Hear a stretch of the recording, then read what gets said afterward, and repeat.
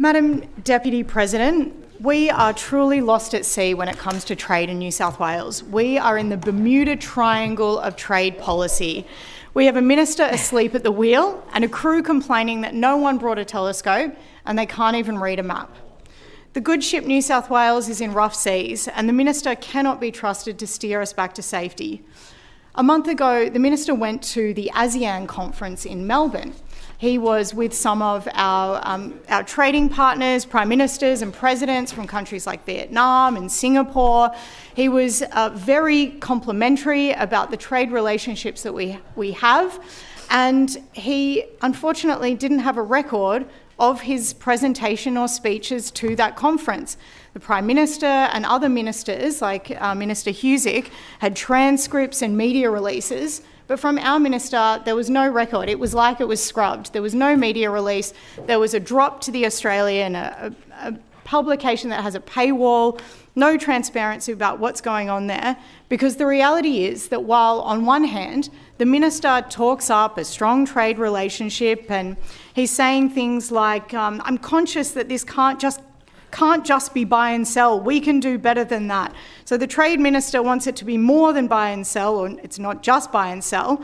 But the reality is that what he's got on one hand are these platitudes to international leaders, and on the other hand, he's got his fingers crossed behind his back, because the reality is that Trade Office frontline staff and senior trade and investment commissioners are being slashed around the world, including in ASEAN nations. How can those leaders trust that this New South Wales government has got their trade relationships at heart?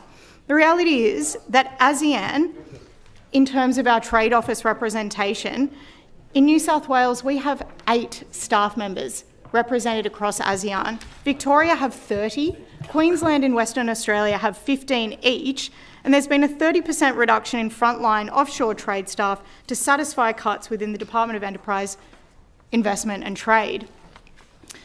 And of course, we can't go past the Senior Trade and Investment Commissioners. These are highly credentialed professionals. They're at the top of their game in terms of business and regional relationships. These are the people on the front line who are creating business opportunities for the people of New South Wales across Asia. They were axed with no performance review. There was no reference to any strategic decision-making in cutting their positions. The minister and this government is all about politics over policy when it comes to trade. Take our relationship with Japan, our biggest trading partner. Our state's key relationship holder, Mr. Mike Newman, is now gone. The minister likes to talk a big game on ASEAN, but the ASEAN Senior Trade and Investment Commissioner, Mr. Andrew Parker, is also getting the chop. In India, there's a market of imports available of over $1.4 trillion. But do you think we've got a permanent senior commissioner represented there? No, we do not. China is just the same.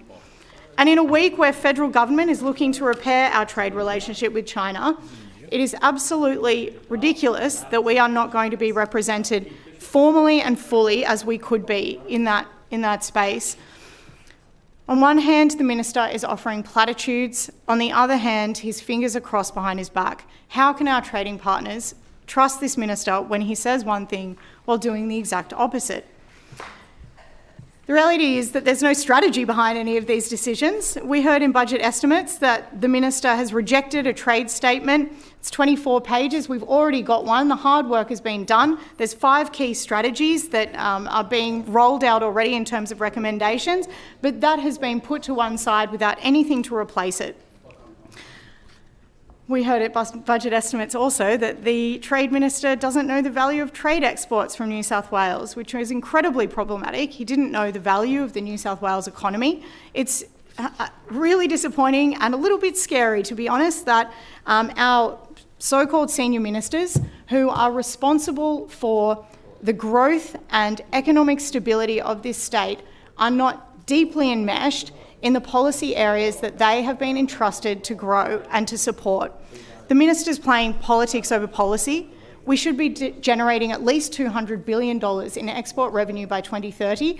I believe that we will make that target, but we don't have another one. There is no other target in place. There is no strategy. The minister hasn't come up with anything. We deserve a minister we can trust. We need to have answers from the government, or the alternative is that we're a sinking ship and that we remain in the Bermuda Triangle of trade policy.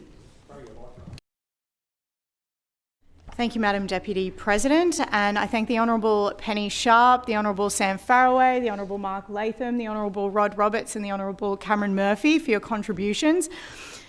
These contributions demonstrate that the government still has no policy. It still has no idea about what to do on trade and investment to actually increase business opportunities for businesses in New South Wales looking for ideas and opportunities to grow business. The reality is that in talking about one particular person, they are demonstrating that they are putting politics over policy.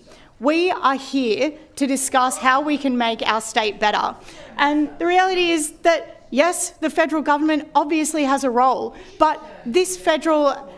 I'll acknowledge that interjection. Thank you very much. I love bipartisan support when we can get it. And we should have bipartisan support for this matter because it is for the economic development of New South Wales. Yes, federal can be responsible for trade, but Austrade are not demonstrating any sort of favourability for New South Wales. I asked the Minister for Trade specifically if he had secured some magical deal for New South Wales so that we could benefit from the networks that Austrade have around the world. But no, we do not have that. And we are being beaten by South Australia, by Victoria, by Queensland, by Western Australia, who all have larger trade offices overseas, who are all taking more ministerial visits, who are taking more premiers overseas to meet with delegations to bring business back to their state.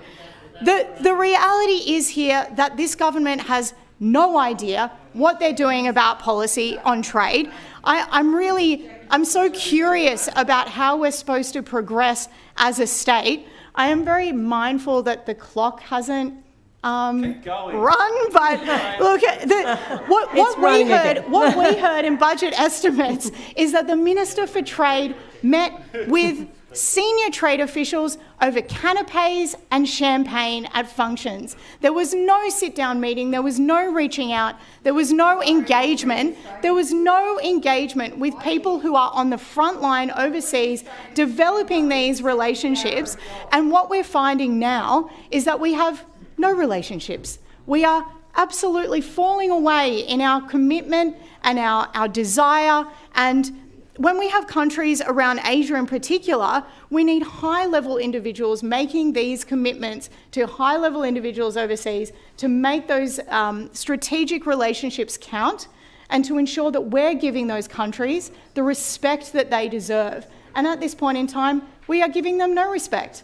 There is no engagement that is realistic or honest. The Minister is going down to Melbourne to meet with leaders and saying one thing and doing another. Did the Minister for Trade tell the ASEAN leaders that he was ripping out staff from trade offices? Did the Trade Minister tell ASEAN leaders that he was ripping out money from these offices so that we would actually have less capacity to deal with them?